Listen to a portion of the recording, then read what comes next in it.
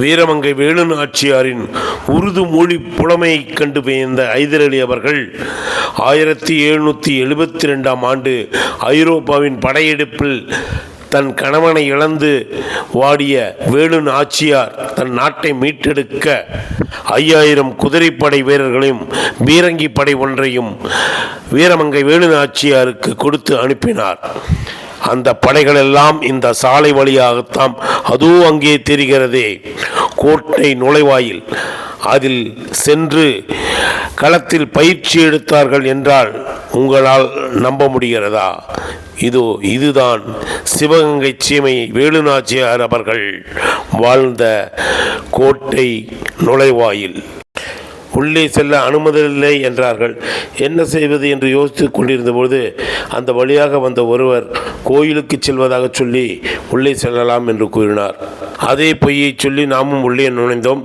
புகைப்படம் எடுக்கக்கூடாது என்றார்கள். சரி என்று அவர்களுக்கு தெரியாமல் ஆன் செய்து எடுத்த படம். ஒரு சிறு கருவறையில் சிலையும் மண்டபமும் அங்கு இருந்தது. சரி, எல்லாவற்றையும் பார்த்து விடலாம் என்று கேமராவை ஆன் செய்து பாக்கெட்டில் போட்டுக்கொண்டு அதை அப்படியே படம் பிடித்து நடந்து வந்து கொண்டிருந்தோம். அங்கிருந்த தொழிலாளியிடம் விசாரித்த பொழுது அவர் இங்கே எதுவும் இல்லை, காலி இடம்தான் உள்ளது, மற்ற கட்டிடங்கள் எல்லாம் வாடகைக்கு விடப்பட்டுள்ளது, கடைகளுக்கு வாடகைக்கு விடப்பட்டுள்ளது, வேறு இங்கே எதுவும் இல்லை என்று கூறினார். இந்தியாவிலே பிரிட்டிஷாரின் கிழக்கிந்திய கம்பெனியை எதிர்த்து போராடி வெற்றி கண்ட இந்திய பெண் என்றால் அது வீரமங்கை வேலு நாச்சியார் என்பது உலகறியும். அப்படிப்பட்ட வேலு நாச்சியார் இந்த மண்ணை மீட்டெடுக்க தன் உயிரையும் துச்சமென மதித்து போராடி வென்ற இந்த கோட்டை இன்று எதுவும் இல்லாமல் எலும்புக்கூடாக இருக்கிறதை நினைக்கும் பொழுது மனது மிகவும் வேதனைப்படுகிறது. இதை கண்ட புரட்சி தலைவி ஜெயலலிதா அம்மா அவர்கள் 2014 ஜூலை 18ஆம் நாள் சூரக்குளத்தில் மணிமண்டபம் ஒன்றை நிறுவி அதில் வீரமங்கை வேலு நாச்சியார் பயன்படுத்திய பொருட்களையும் ஆயுதங்களையும் காட்சிக்கு வைத்துள்ளார்கள். 2008ஆம் ஆண்டு டிசம்பரில் தபால் தலை ஒன்றை மத்திய அரசாங்கம் வெளியிட்டது.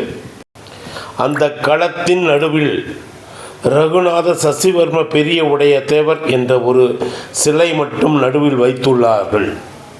அரண்மனை இருந்ததற்கான எந்த சுவடும் இங்கு இல்லை. அதோ தெரிகிறதே, அது ஒரு வீடு.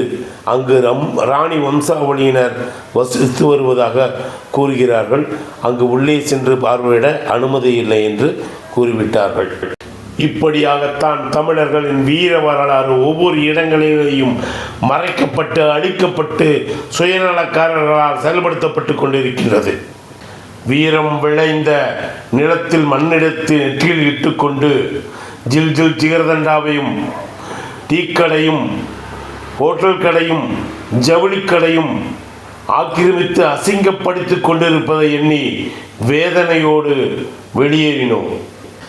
கைபேசிக்கு அடிமையாகி போன தமிழர்களை, இளைஞர்களை தமது வரலாற்றை காக்கவும் நம் தாய்மொழியாம் தமிழை காக்கவும் கருணை கண் காட்டுங்கள் என்று உங்களை கேட்டுக்கொண்டு விடைபெறுகிறேன். நன்றி, வணக்கம்.